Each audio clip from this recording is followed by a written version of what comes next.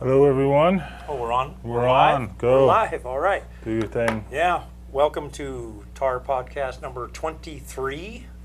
And today's the 28th of June, almost going into the July 4th weekend. And we've been gone for a while. We apologize for that, but not too much because Justin had a lot of work to do.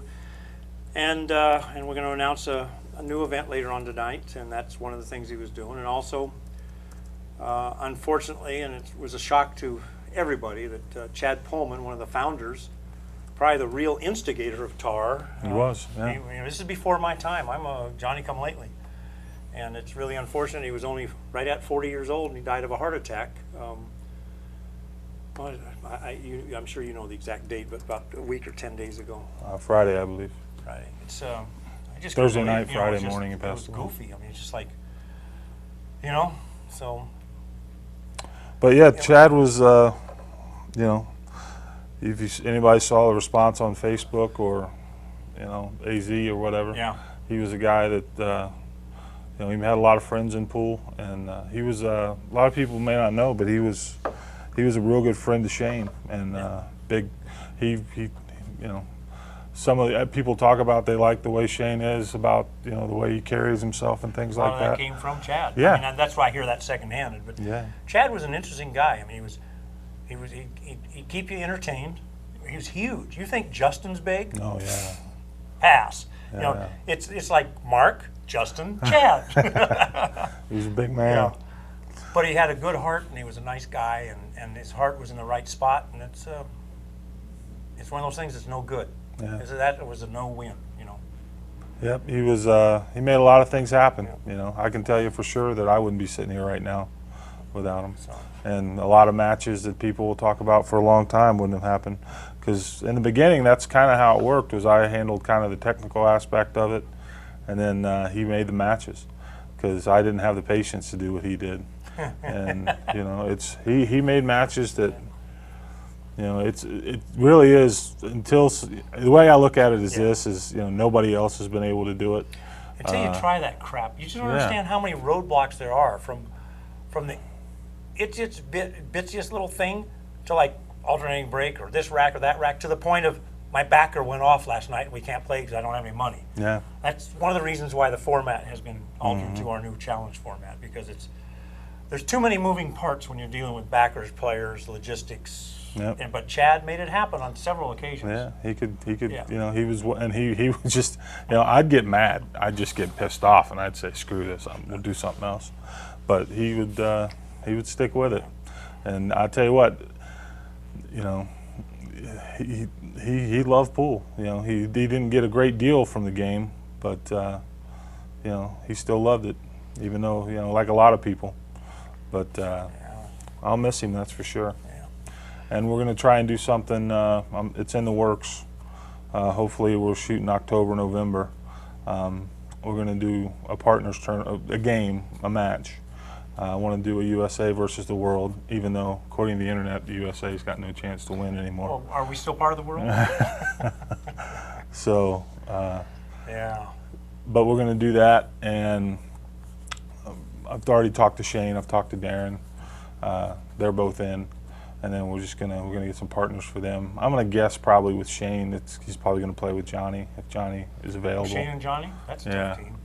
And then Johnny kind of exactly restored some faith in Johnny Archer's abilities here. I'll tell you. And so I haven't been able to talk to Johnny yet, but hopefully he can be involved. Yeah. And then as far as Darren's partner, kind of a guy I would like to see, just mainly for the fact it's something else. Like Chad loves Appleton and boys.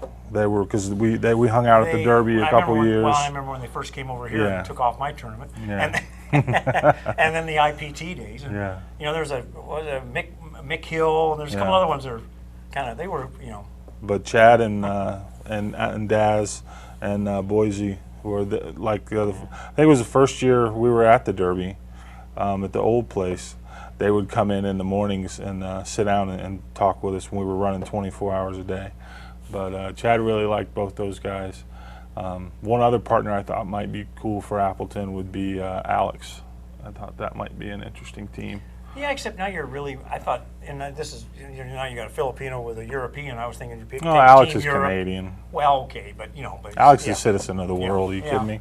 But that way, if you had a European team and they were successful or whatever, then you could bring in a Filipino team or something to I don't care build how we do it. 'cause one thing you don't want to do is start changing.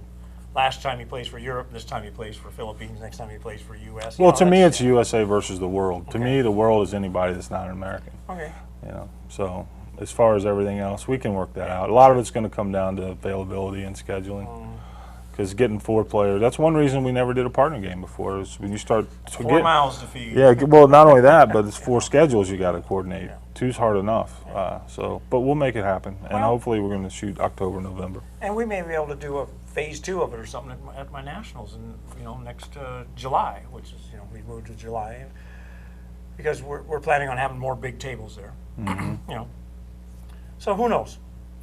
But we're going to miss Chad, and we appreciate everybody's thoughts and concerns, and to the few people that sent PMs or even threads on AZ saying, "Hey, are you guys all right?" Yeah, we are. So just things happen. So. And when we get around to do this, the plan for this event is we're going to do it. I'm not taking any money, any profit. We're going to put together a prize fund somehow, because I think the players have to play for something, especially if you're going to charge people to watch it.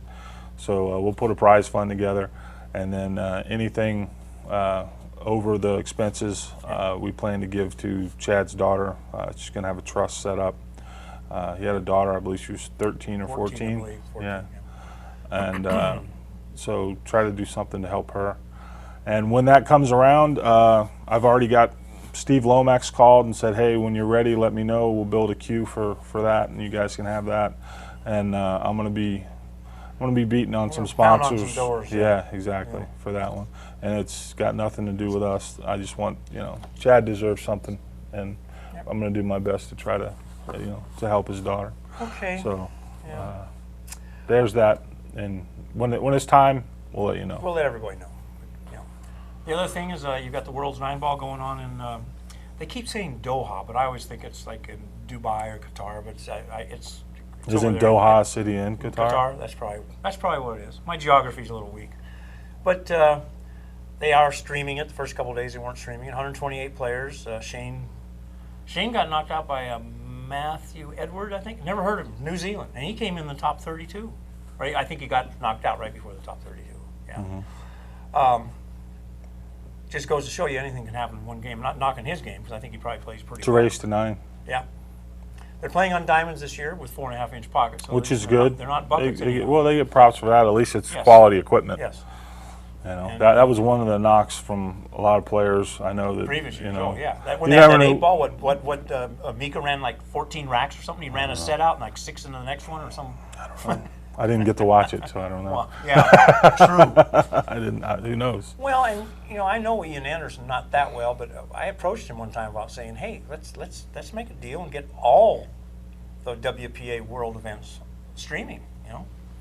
So who knows? Might as well go ahead. A lot of people, I pushed it for the podcast. I'm excited about our next match, TAR 28. It's we read a lot of the feedback after May, and a lot of it was positive, and we thank you for that. We thank everybody. It was good for us, so we want to thank everybody who supported us and who watched the matches in May. And a lot of the feedback was people want to see different players and they want to see different games. Different games. Yep. So what we're going to do, TAR 28 is going to be an all-around match, and we're going to bringing in John Schmidt to take on Corey Deuel in an all-around, and the format is going to be on Friday the 13th of July. They're going to be playing 8-ball. On Saturday the 14th, they're going to be playing 1 pocket, and then on that Sunday they're going to play 10-ball. And the way it's going to be set up is each set is going to have its own prize fund, and then so basically what it is, it's a $6,000 prize fund. It's $2,000 a day. Whoever wins, it's the winner of each set gets $1,500. The loser gets $500, and whoever wins 2 out of 3 or sweeps it will get to come back and play again. So I think this is going to be good because we've had a lot of people wanting to see one pocket, a lot. And Corey is the most imaginative one pocket player out there. Corey's one of my favorite I players love to watching watch. him play. He really I remember is. when they asked me, especially when he's playing games. You know, watching Corey play 8-ball in one pocket, it's a treat. I'm excited to watch it. Well, yeah, because I mean, I picked him. My little claim to fame, but Billiards Digest was asking, who do you think is going to win the IPT? This is the one they were having in town here at the Venetian. And my comment was, Corey could win it if he can just stay focused, because he's got one of the most powerful strokes in the world. Just doesn't look like it, you know. But man, can he juice it whitey? So I'm excited, you know. And in fact, I'd have to make a prediction that I think I like Corey just a tweak on this match. Yeah, I mean, I don't. 2 out of 3, I think I like. I don't think, but you know. they're all flip flops. 10-ball could be a flip flop. Honestly, I think I like. Man, I watched Schmidt play some good one pocket, and Yes. when he played those 2 sets with Danny, I mean, I've watched him play some one pocket that is just unbelievable. So I think if I had to pick 8-ball, I just don't know. You know, I haven't seen these guys play a lot of 8-ball. You know, I know they can both play great. But I would have to pockets are lean gonna towards trick 'em out a little Corey. bit. Yeah, I would have to lean towards Corey. Well, see, that's one thing we're going to get to see this table be great for is the games like 8-ball and one pocket. You know, I think this table is perfect for those kind of games. I think it's a little tight for 10-ball if you want to see a lot of runouts. It's going to be fun. Yeah. It changes the character of the thing a little bit, and that's what we're trying to do, is shake things up. And each day is going to stand on its own. That's right. So, you know, if you're a one pocket guy and you don't give a shit about 8-ball or 10-ball, then hey, you'll get out cheap for $15. You get to watch 2 great players play one pocket. And it'll be I'm not sure if you know the extent of the races. Is it going to be a long? Well, that's the details that I'm right, because right now where I'm looking at is I'm thinking, because in the past we want a 5 or 6 hour. Well, in the past we went race to 10 during the last all-around matches. Those were long matches. So what I'm thinking is a race to 8 in the one pocket, and then on the 8-ball I'm thinking race to 15, and then on the 10-ball we're going to do 21, and then so that should keep us, I'm guessing, right around 4 to 6 hours. Yeah, the one pocket is the interesting one, because those things can get a little long. But these guys are run-out players. That's right. Though. They're more aggressive. And, they're not. And they're neither not, one no of these wedge guys game. is going to duck and duck and duck.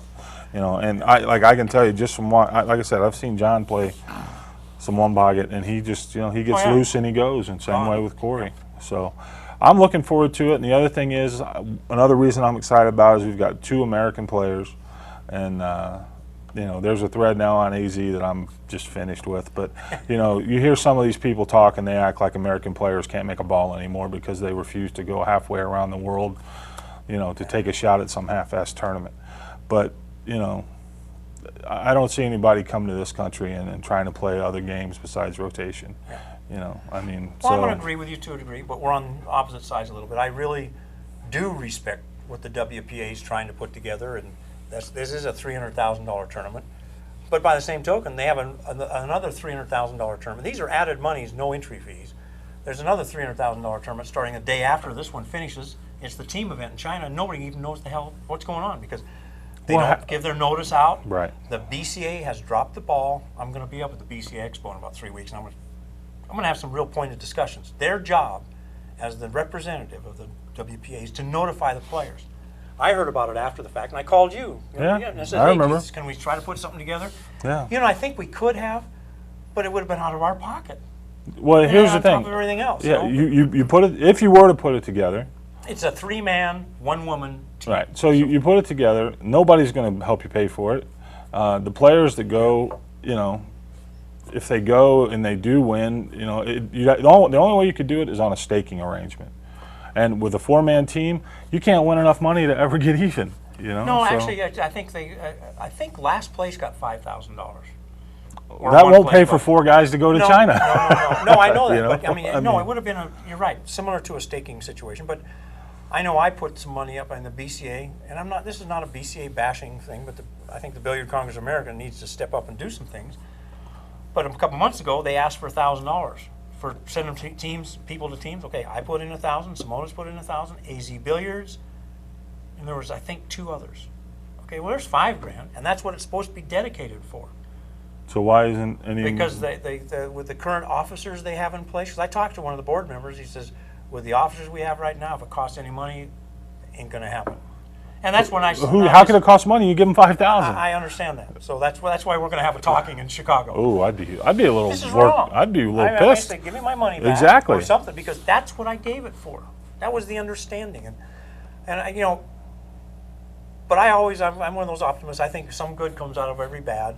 And on that thread, you even said, well, hell, if 40 people will put up $50 a piece, we'll send a player. I'm going to try and start something like that.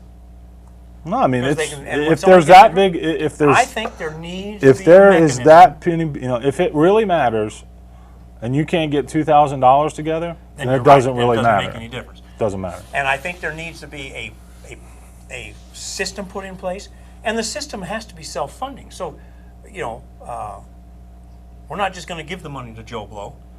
We'll get him over there, and the first money back, I guess we have to work out some kind of formula. It's similar to a sting, but it has to fill the coffers so we can send somebody the next time. Right. So if somebody wins a lick, they're going to pump up the coffers, but it's a non-profit situation. And I just think I'm a firm believer that the Americans need to stay more competitive with the rest of the world in the world tournaments, because we are losing ground. Here's the thing. If people will do more, I'll get behind something. Sure you will. I mean, I don't have time to put this shit together. Yeah. But, I mean, if somebody will actually get off their ass and really do something, I'll get behind it. I'll support it 100%. Yeah. But what I don't support is people that just get online and complain and don't do anything. Well, I'm going to agree with you there, too. So now we're going to get a chance. See, that thread will be there forever. I'm going to PM every one of them.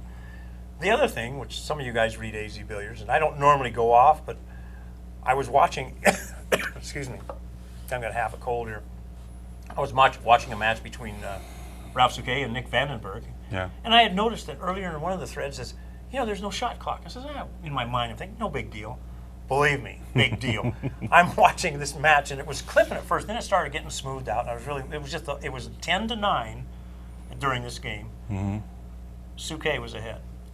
And when I got up, I watched Vandenberg shoot a 1 ball, get the ball cleaned off for the 2 ball. These are all taking forever. He makes the 2 ball, and then he hooks himself behind some other ball or something like that. Over 5 minutes to kick at a ball, to hit it, try to hit it, 3 rails, misses it.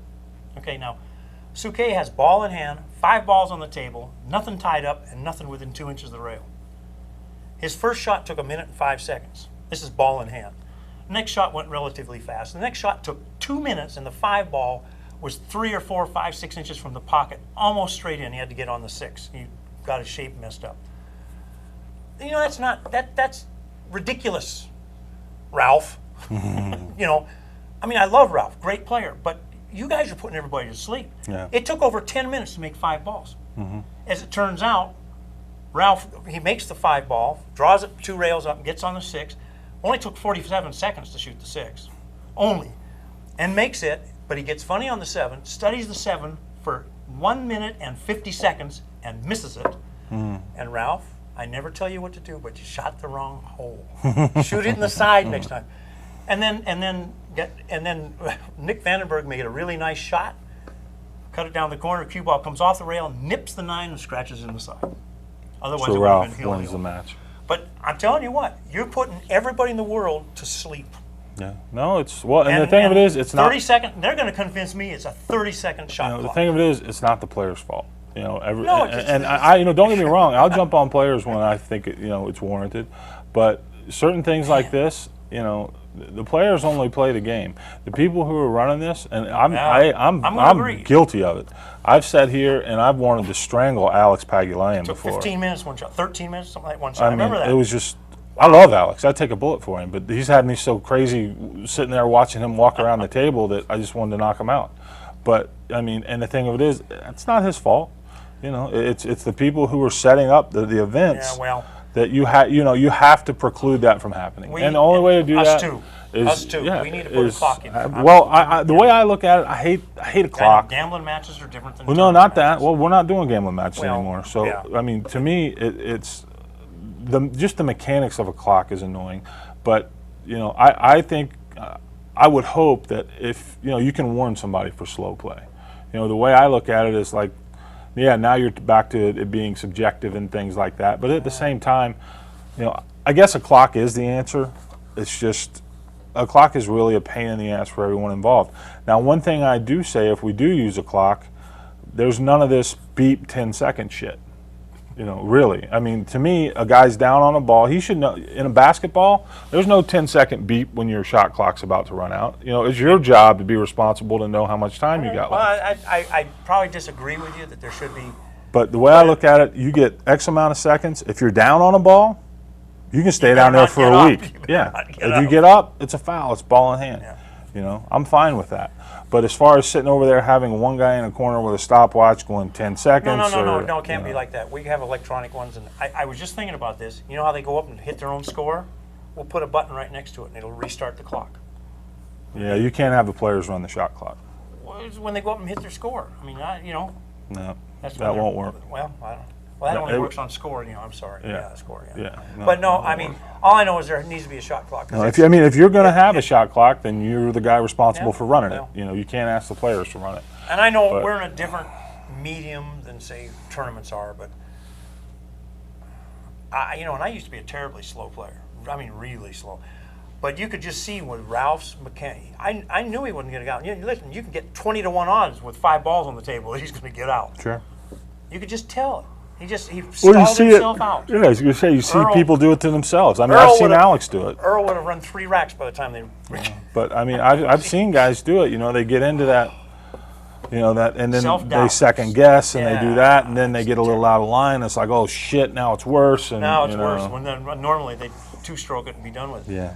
I've never seen anything, but it was so extreme in this situation. Now, granted, they were playing, I think, for the top 16, maybe even the top 8. Doesn't make any difference. These guys are, quote, professionals. And the two posts before that says, you got to take your hat off to Ralph. He might be slow, but he never makes a mistake, and he never dogs the ball. Well, he did both in that game. So There was a suggestion here about a chess clock, and I would like to watch. Because to me, we've all heard about it. but see, I've to never me, seen it. it sounds great in theory, but I've had some other people make some explanations about why it wouldn't necessarily you work. just put a guy into a corner, he's got no time left. Well, how can you do that? He's the guy who controls his own time. Within reason.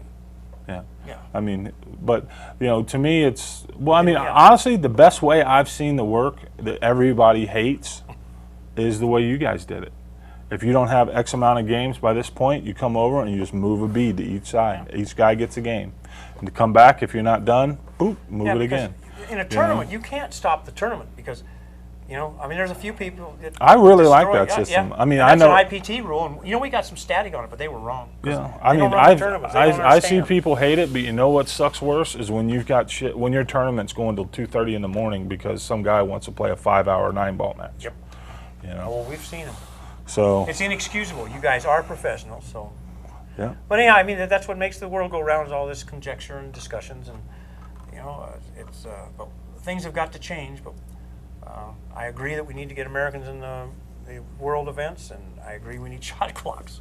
To recap for some people that just came in, TAR 28 is going to be July 13th, 14th, and 15th. We do have Kamui on board as a stream sponsor. I will be, if anyone out there is interested in sponsoring, we've got openings on this one, and I'll be making some phone calls. But we're going to have Corey Deuel taking on John Schmidt in an all-around. They're going to be playing 8-ball, 1-pocket, and 10-ball. And I'm excited to see some 8-ball, especially on this table. On this table, 8-ball on easy tables is too easy. It's 8-ball works really well on a bar table with really good players because you get to see how they get out of the traps and clusters. And but Corey this is- bumps balls and he moves bumps. balls and little clusters and caroms and He shit. does I mean, things that most people don't see. Yeah. It's going to be great, and this is one of the few matches that you'll actually where all 3 days are worth watching because each is its own individual match. Each one is its own individual And then contest. whoever wins the match, I mean, it'd be not. I'd love to sit here and say, okay, it's $2,000 per day, $1,500 to the winner, $500 to the loser, and whoever wins the whole match gets a $2,000 bonus. We don't have that much money. No, it's just- But what we can do is guarantee the guy another match. So now that's like an extra at least $1,500 to the winner sure. because he's guaranteed to come back. So. This could be fun. I mean, And I'd like to do this 10-ball. Right now, Bustamante is our 10-ball guy. Yep. We've said that, and so I would like to get a 10-ball and an all-around going. And I think people are going to complain have that. two type of contests going. Yeah, and so people are going to yeah. complain that there's no 14-1 in the all-around, but Well, and I was just. I really think the 8-ball is a little more appealing to a broader spectrum of people than the 14-1. I wouldn't be surprised if down the road we do some 14-1, some kind of something. Not strictly 3 days of straight pool. Well, I can tell you right now, it would surprise me great. I don't see how you can make back $6,000 on a 14-1 match. Well, no, it just has to be different. I mean, I just don't see how you could do it. I'll tell you one thing lately I wanted to talk that I mentioned that I thought was really cool was this AccuStats. They're getting ready to do an 8-ball thing. I think it's in August. Yeah, this is like he did years ago in LA. It LA. was really cool how he did it. You know, he basically crowdsourced it. He pre-sold it and got people to buy into it, and for that they get the match as well as DVDs. It's really cool how he did it, and it's not easy what they did putting that together. And they let people vote on the matches they wanted. So they solicited us, the CSI, to be a sponsor, and I'd love to, but I'm just calling a real spade. The economy sucks. Yeah. I mean, it's right now. I mean, it's been weak, and it just keeps it's eroding, and it's like a cancer. You can feel it. Like. Well, the election doesn't help. Well, they say everything's uncertain around elections. Well, anyway. my honest opinion nobody is wants Obama to spend had any his money. shot, and it's time to change horses. But then, whatever. But no politics, no religion on the podcast, sir. well, I guess I better leave. No. I agree with you. But I just can't believe where this country's at. And it comes from the people, and we're gonna have to fix it. Yeah. So everybody send your $2 to elect Mark Griffin. No, I just kidding, folks. But so I don't know the exact dates on that. I know they've got a great lineup of players. It's being done at Sandcastle, I believe. New Jersey. Yeah. So. And that's very close to the new location that Hopkins moved to. Somebody said they're Alan Hopkins. For anybody that didn't catch it on AZ or on their Facebook, they did decide to move to it's a New Jersey Convention Center. And I know where it's. I've just looked it up, and I can't remember the name of the city. Which I don't know. I think it's really cool because it gives me an excuse to go back to New York next year.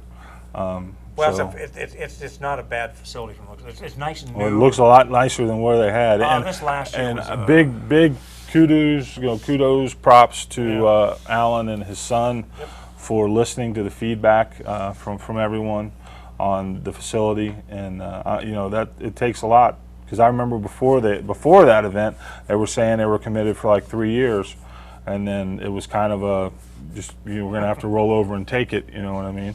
But that location was pretty weak. Yeah, it really was. I mean, I've been, man. But this location looks really good. Yeah, but I mean, it's not easy to do what they did, and I think they deserve a lot of credit. They moved it a couple weeks. It's April 3rd through 7th or 4th through 7th. April next year. Everybody seems to complain about a lot of shit and not always give people credit for when they do good. And I really, to me, I think that's a big undertaking, and it's not easy to move something that size. And a year time frame is not that much lead time for something that big. Good job, guys. Even drug Justin down to we went the to Rio. Yeah, we That's went the to fourth the Rio. time I've been there. Watch all the crazy poker players and the good-looking babes. God, I hate poker. But no, that next year, July for the Nationals is going to be cool. That new venue is so much nicer. There's so much more to do. I mean, it's going to be cool. Yeah, some of the things. It's going to change the whole feel of the tournament. Yeah, this could be the awakening of pool because we're. I won't say we are, but I'll say 90% sure that we're adding straight pool to our professional events. So the plan is to have straight pool, one pocket, 10 ball, probably in that order. So as are all U.S. Opens. You got any special topics or anybody saying?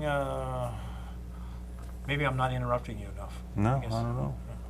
No, I mean it's I've been kind of working on trying to get this TAR 28 thing to go, and then we were hoping we could do something with Orgullo before Tunica, but it's just not going to work out. It's just a logistics thing. I mean he's here, but honestly, the guy I want to see play Orgullo is Shane, or Alex. But I know Shane's going to be in Indonesia. He's not going to be here, and then it's just it'll happen one of these days. We'll get Dennis. We'll get Dennis in a match. Yeah. Dennis is playing really well these days. I mean, he showed that at our 10 ball. For sure. Man, oh man, this guy's on fire.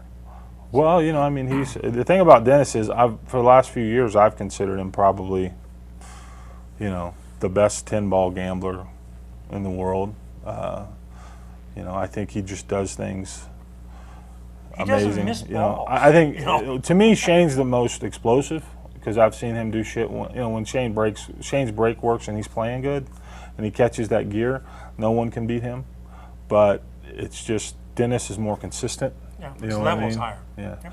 Well, I don't know if he does anything. I think he's just more consistent. I mean, to me, that's the key to the pros. Because I can tell you right now, ain't nobody out there makes any more balls than Corey Deuel. I mean, you tell me somebody can make shots that Corey can't make, you know, or Schmitty, you know, I mean, or run balls better than Schmitty. I mean, or you know, or Johnny Well, Archer. there's very little or that separates those guys. right, it's consistency and you know And the luck. There's still an awful lot of luck in these rotational games. Yeah, well, when guys are that close, absolutely, there's luck, and a lot of it is mental. You know, it's who holds up under the heat. You know, and that's one thing that Dennis has, is he's able to put all the bullshit aside and Take care of business. you know he can, and when it gets done, but you know it's. What about Tunica? I haven't made up my mind. I don't know if I'm going to Tunica or not. I might go for a few days, but Well, I kind of doubt it. You know, I'm not involved in the day-to-day stuff at Tunica. I know that it's like at Derby City. It's July 20th through 28th, and it's at, sponsored by Harrah's in Tunica, Mississippi. It's just another Derby City, but this one it won't have as many big tables. I saw the floor plan. I actually have it. I think it's right around 40 of the 9-foot tables, which is on the casino side of the street, and then there's a highway, and then the convention center, where the amateurs will be, is across the road. It's only like a quarter mile, and they have shuttles. It's not like you're walking anywhere.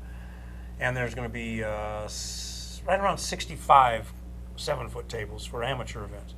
Now, I know that CSI is doing the BCA Pool Leagues and the USA Pool Leagues, 8-ball for Friday, Saturday, and Sunday, 9-ball Monday, Tuesday, Wednesday. But these are really open to anybody.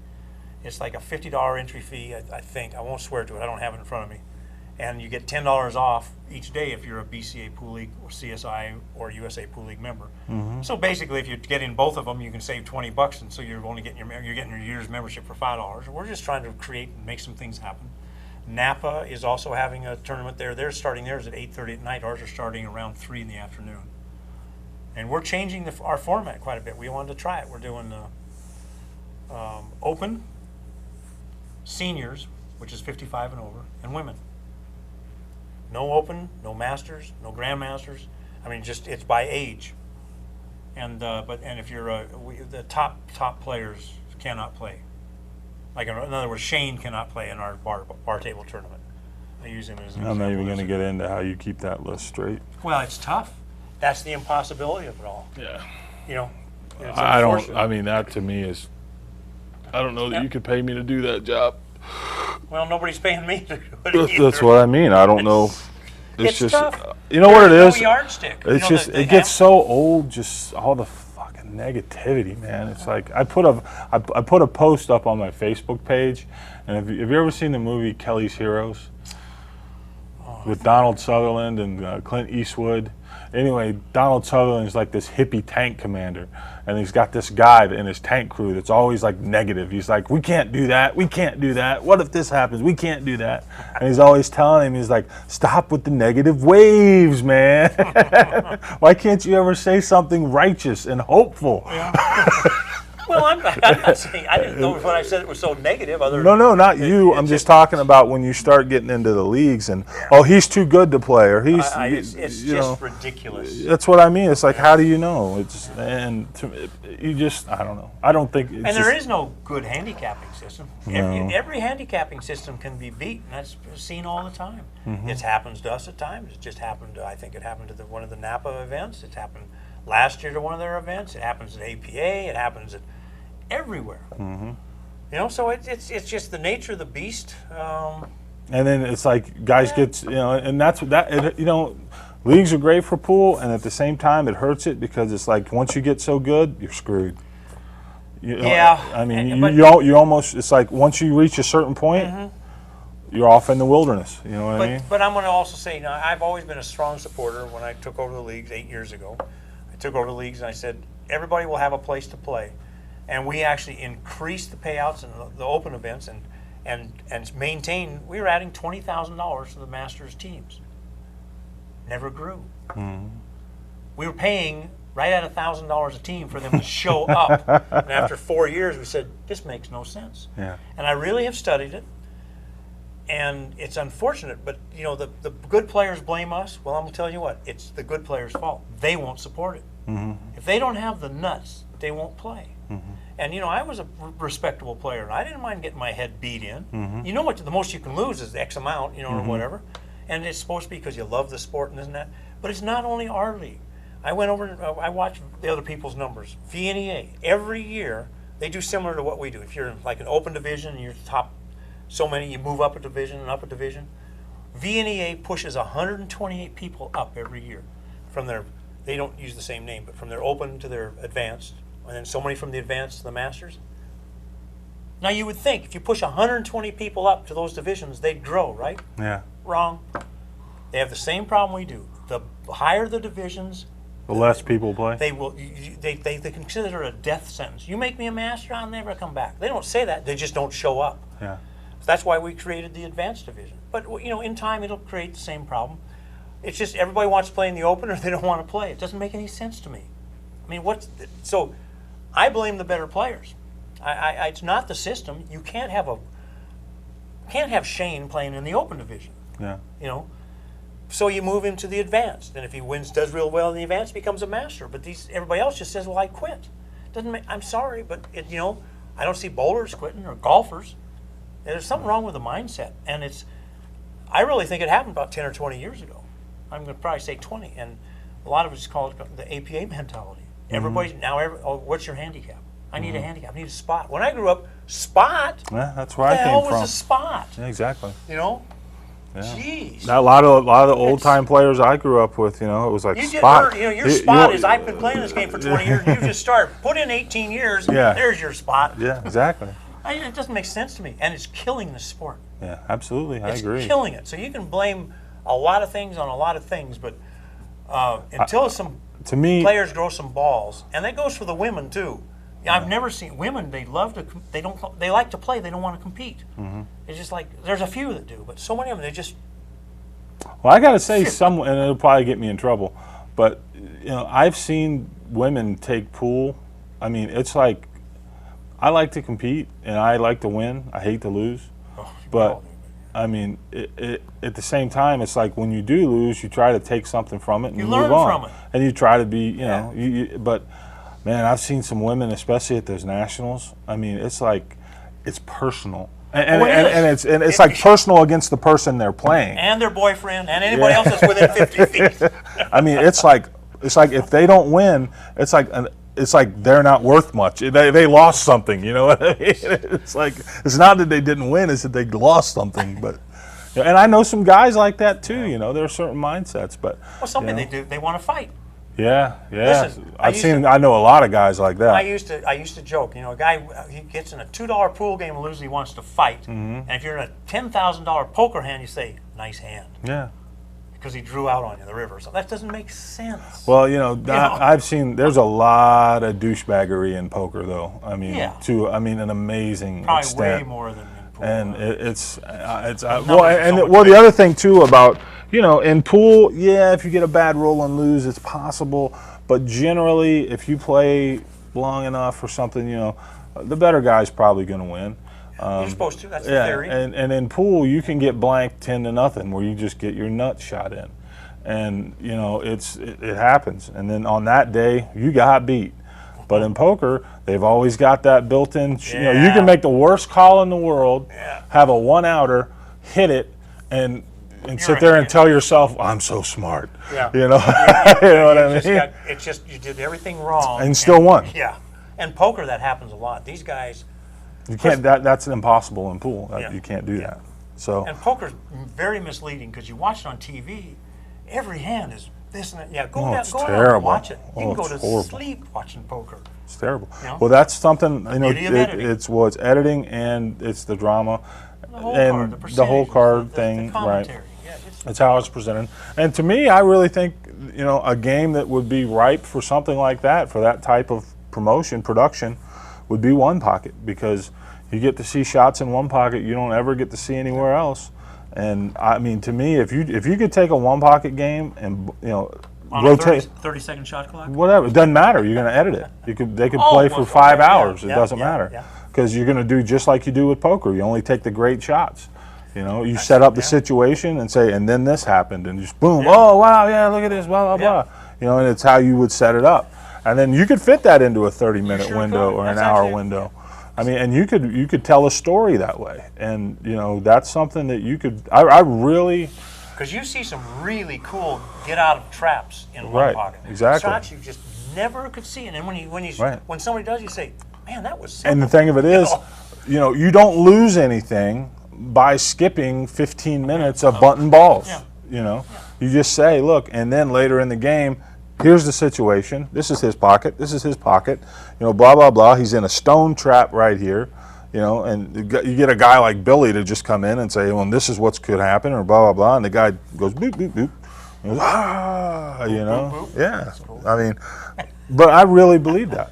It sounds sick, but I mean, if with the right production, I think one pocket would be something that, you know, I don't think you're ever going to get Joe Blow unless, you know, a guy smacks a pool cue across his other guy's face in the middle of a game. Yeah. But, you know, it's to me, it's something. It's hard to get me to watch pool, but I would watch something like that if it was produced. Yeah, because you got to take out. I mean, going back to the Nick Vandenberg and Ralph Souquet. It's just you just can't have pool on TV like that. That's basically 15 minutes a game of 10 ball. You just can't do it. So, what else is going on in the pool world? Well, you got Tunica coming up. You got the BCA trade show is coming up in Chicago, July 18th. Why would you go to 20th. Chicago? Well, actually, they say their numbers are going to be bigger. It's been in Vegas the better part of the last 5, 6, 7 years. I think you do need to move it around. Chicago used to be the heart of pool. You know, Brunswick's in Chicago, Tweeton's in Chicago, Simona's is, but all the manufacturing was in Chicago. That was the, you know, the Great Lakes and all this and all that. So that was, you know. The hell's the Great Lakes got to do with it? Shipping, industry. It's where they got the logs to make the cue sticks. See, I don't know a lot of geography, but I know that logs float, and they take water to float on. So, and big boats to move. Okay. All right. So how do they get shit here from Japan? Across the greatest lake? Yeah, the big lake. Yeah. I don't know. I'm kind of glad to see it moving out of Vegas. Where's it going next year? Well, I'm not supposed to tell you. Well, then don't say. Yeah, I better not say. Is you coming back to Vegas? No. Oh, okay. Dallas? No. That's okay. I can't go. Florida? Oh no, they tried one in Florida, but I was there. Iowa? You know, I never had one in Iowa. Kansas City? Kansas City, I thought were pretty good ones. Actually. Kansas City, I like Kansas. Kansas City's awesome for that kind of shit. Well, because it's in the middle of the country. It's a great city. Distractions. You dare to take business. You take care of business, and I mean, you know, and there's still, you know. So I don't know, but Vegas is easier to get more people to because there's more things to do. But the Chicago, there's things. Which is, it's not my gig. I just really. I'll tell you what. I've went to the last couple of trade shows, and it was one of those things to where, and I'm not a bit, you know, I don't sell bar stools and tables, but you know, I mean, I don't know. To me, it's like, why the hell would you do that? I mean, why would you even spend the money to go? Well, because I remember one year it was before you came in. I was talking about, I was in South Dakota, and I was considering, it was when it was in. Remember when they did the pro tournament in the Carolina? Was it North Carolina, South Carolina? Charlotte. Yeah. Charlotte. They were doing the pro tournament there. Yeah. And that's 07. And was talking about going to that and setting up with Tar, and I started looking at what it was going to cost, just for like one little, the smallest booth you could get. Well, you're probably $4 or $5 grand. You're $5 grand walking in the door. Around, yeah. Airfare, hotels, booth fees. Booth fees, you know, electricity, internet. If you wanted internet, you got to pay them to move your shit from the dock to the. They unionize you to death. Yeah, but it was like $5 grand just to do a little, shit ass booth. 10. And you know, and actually John Barton, I don't remember if he sent me a PM or said it in a post, but he was like, dude, don't even waste your money. Yeah. You know, he goes, for what you're selling, it does absolutely nothing. They were the sponsor. Sterling was the title sponsor of the whole event. They blew over $50,000. I don't know if blow is the right word. I think they got some good returns, but right after that, the BCA really, that was the last year they did their professional tournament. Yeah. They bailed it from me, and there was Did you politics. ever? Would it ever be possible to do? This just hit me because I remember that was always my favorite tournament. Was your tournament? Men and women right next to each other, Yeah. alternating tables. Yeah. That was cool as shit. It was. They added 80,000 to it. The BCA would blow 100,000 blow after sponsors. Yeah. But what I'm saying is, would it be possible to do that at your tournament? Sure. Got some money? No, I understand that. But what I'm saying is, My model's changing, though. well, I mean, you couldn't do it with a WPBA. They require too much bullshit. I'm just talking about having an open women's tournament. I don't know if they'd even allow them to play How can they stop them? because it's that they can stop their players from going anywhere. I really, honestly don't know. You're gonna. Well, I don't think you'd have too much trouble because when's the next WPBA event? Yeah, we don't have a calendar conflict. Yeah. No, I'm just saying. How can they stop somebody from playing if they're not providing events? Pen and paper. I'm gonna write it down. Yeah. Justin said, "No, really. I'll put women at Rio." Yeah, I mean, an open event. I mean, I think. What would they play? Well, I guess they'd play 9-ball, Probably right? 9-ball. Men still play 10-ball, and we could play the 9-ball. Yeah, I guess they'd play 9-ball, and then whatever. But I think 9-ball is probably the answer. You get some input from. Yeah, and you get the wing ball. It gives them. It helps. I'm not trying to say they need handicapping, but it helps a little bit. Well, and here's the other thing. You don't do 64. You do 16 or 32. No, you can't because now we have a problem because Yeah. No, I we're doing a straight pool with. You do. I think 32 would be a good number. I don't think you can. It's probably a good number, but you're not going to get a very good quality field. There's not 32 quality women out there anymore. They're falling off. Well, now if you don't get any of the international players, I'm agree with you. Without a lot of money, you're not going to get If you don't get the international players, I'm agree with you. And we don't have any wherewithal to get the international players. Yeah. That's what the WPBA. It's the negative waves, oh, man. yeah, right. Okay. Well, okay. You haven't even thought about this idea yet. You're already talking about what you can't do. I got it. I'm going to become a believer. I'll be Obama-sized, and he'll send me some money. Exactly.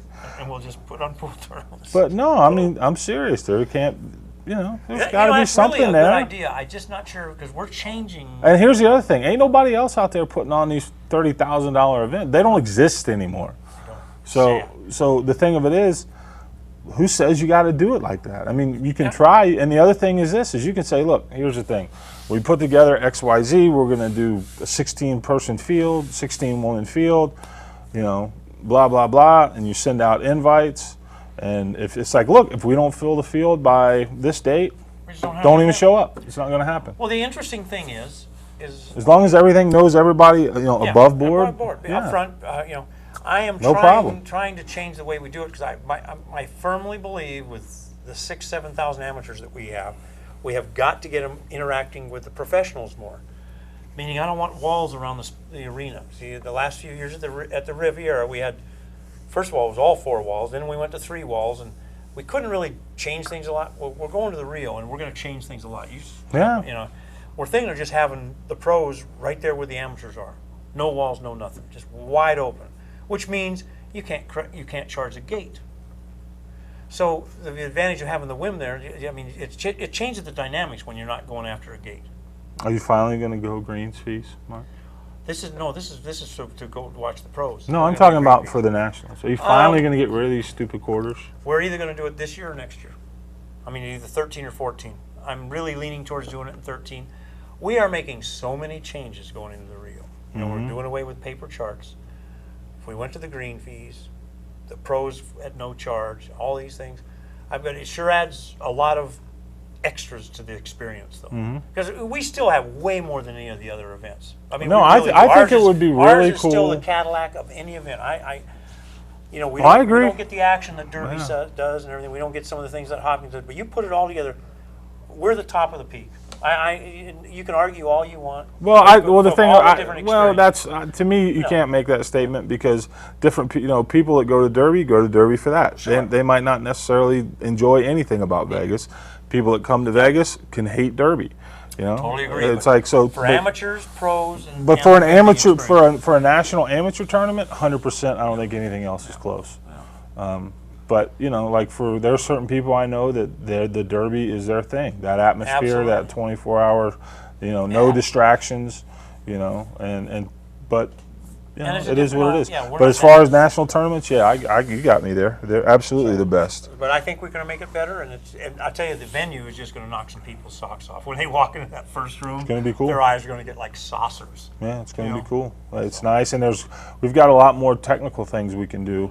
You know, with the screens for the pro arena. I mean, running it into the Hey, listen up, rooms. and I'm going to interrupt you. Okay, so Imagine that. How'd that happen? We're due.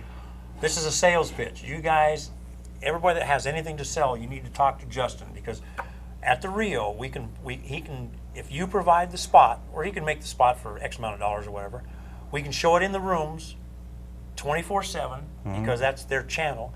It's on all the TV screens around all the rooms. You know, they got the room and they got the TV screens and what's going on. Sure. Yeah. We can rotate all your ads 24/7. When he's doing the tar feed in the rooms, he can drop the ads in, and at night they can go. So, you know, these guys are selling cue sticks and this and that. You know, for who knows, 300, 500, I don't know, a gazillion dollars. I don't know what the number is. We're not there yet. But if you have any interest, get a hold of Justin. This is a cool opportunity because there's 2,500 rooms there, and they're all suites. Wait till 2013 to get a hold of me, though. Yeah, well, but he's a little excited about this Rio thing. There's 2,500 suites. Yeah. And if you're trying to advertise a $30,000 cue stick, there's no other better place to do it than at 3 in the morning on the TV where 2,500 people are up there. Yeah. Man, that's a good-looking cue. I think I'm going to go down and look at that tomorrow. No, I agree. I mean, that's something that we. This is going to be so cool. You know, it's something we've done the last few years at the Riviera. The thing about it is, technically at the Riviera, they don't have the infrastructure for it, so it goes down. It doesn't look that great. No, it was terrible. So, you know, hopefully we're past all that now with the new location. So it'll allow us to do a lot more. But I think, you know, it's pretty cool. You know, if you go to greens fees, you know, you don't, you know, open the pro thing up to everyone. And just it takes the hassle out of buying a ticket, you know. It just opens it all up. There will be some VIP seats. I have not that many, but they'll be guarded.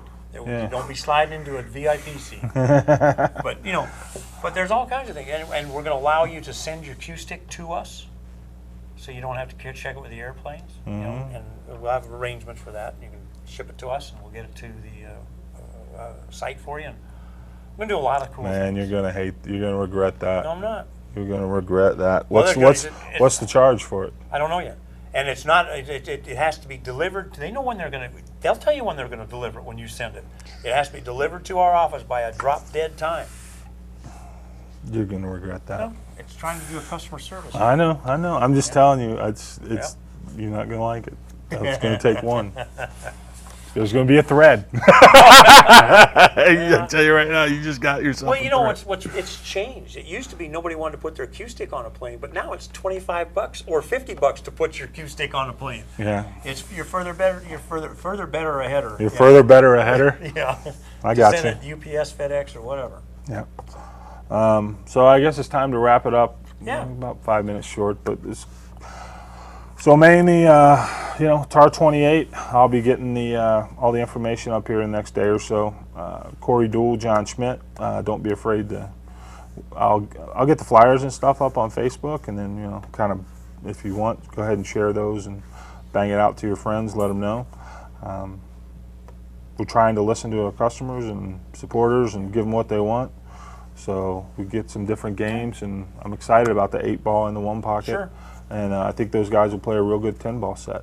And the other thing is, I think Schmidt's probably one of the most entertaining cats in the industry. Oh, he is, especially on the microphone. Yeah, and These we're going to have them guys mic'd. They'll be mic'd. Yeah. And I tell you, Corey's got a good sense of humor, too. Yeah. It's super dry. It's like so dry, sometimes you almost, it's like, you know, he's not being funny, like, what's he doing? But it's these two together, and they're friends. I mean, they know each other. They've known each other for a long time. But, you know, and like the way Schmidt said, he goes, you know, everybody needs to understand that while we're playing, I'm going to want to stick a knife in him, and as soon as we get done, we're probably going to go have dinner and play golf the next day. You know, I mean, that's... But that's really what professionals, they're not supposed to take it personally. Yeah. It's his job. Exactly, you know? exactly. The other thing we're going to try and do, maybe, we're going to try somehow, is we want to start some kind of commercial sponsorship situation. Yeah, for venues, rooms. For, like pool halls and maybe we'll bars. do that. And I'd like to do. Remember, I mentioned giving this one away. Yeah, if we can should put that. something together, maybe I'll work on it this weekend. If I can get it done and ready by Monday, that should be enough time. But maybe we're talking about giving one away to commercial establishments, pool rooms. In exchange, they send us their data, their information on this one, and we'll give them a free code to watch TAR 28. And then after that, we're going to market to them, and it's going to be, it's going to be $150. And for that, we'll send them banners and posters they can put up in their room, and there ain't nothing saying they can't sell those posters and banners or but merchandise. They can use it as a drop. But we'll advertise them. We'll Right, say, hey, absolutely. if you're in Philadelphia, go to Sam's Bar and Joe's Pool Hall. Exactly. And we've got the threads and the chat going, and we'd like to build up a little community that supports us a little bit. Because if we can get some more funding and make these things happen, we can have more events and bigger events. Right. But we can't do it on our own. So, a bar that holds 20, 30, 40, 50 people, they should pay $100, $150 in a heartbeat, because they're going to suck up the beers and watch this stuff. Right. And it's good for us because it introduces people to TAR. So it's a win-win for everybody. So. Right. And like my goal that I would like to do is, and maybe I can do this by getting some sponsors on board, is, I would like to get, Mike Janis proved it worked for how many years on the Viking thing, You add $2,000, I give you $3,000 worth of stuff. Right. If you want to sell it, Yep. you can make your money back. If you want to keep it, if you want to give it away, sure. you know what I mean? And so to me, that's a good. We could do things like that. We could have them sign shirts. And Yeah. Get them to the players. I didn't. Yeah. but that's what I mean is it's like that's We it's don't normally make DVDs anymore. yeah. Well, I'm thinking, if we get the stuff that we're talking about back and together and everything, actually, I put up some DVDs. I am going to be putting up some odds and ends that Blowout sale. And everybody that ordered everything, all your shit's been shipped. It went out yesterday. So look for. We're going to start doing something again. The thing of it is with DVDs is we probably like I just sold these Earl matches. They're 11 discs long, man. Well, I mean it's. The beauty of this though. Now, if we do these all around, you've got three different one-disc discs. match if you want to buy a set, right? Yeah, I mean it'll still be probably three. Two discs. Well, yeah, three. Yeah. 3 in one pocket, 3, but that's fine. Yeah. They're manageable. It's when he's like he says, you get this thing that looks like a Right. Britannica encyclopedia, and it's super pricey. All right, I'm going to interrupt you. Say goodnight. Say good night. Good night. Hey, thanks a lot. We appreciate everybody's thoughts. And thanks for all the kind words with Chad. Yeah. We really appreciate it. But, And we're back. We're going to make things happen, we hope, and we're still open to suggestions. So let's make it happen. Let's play some pool. see you guys. Thank you. Good night.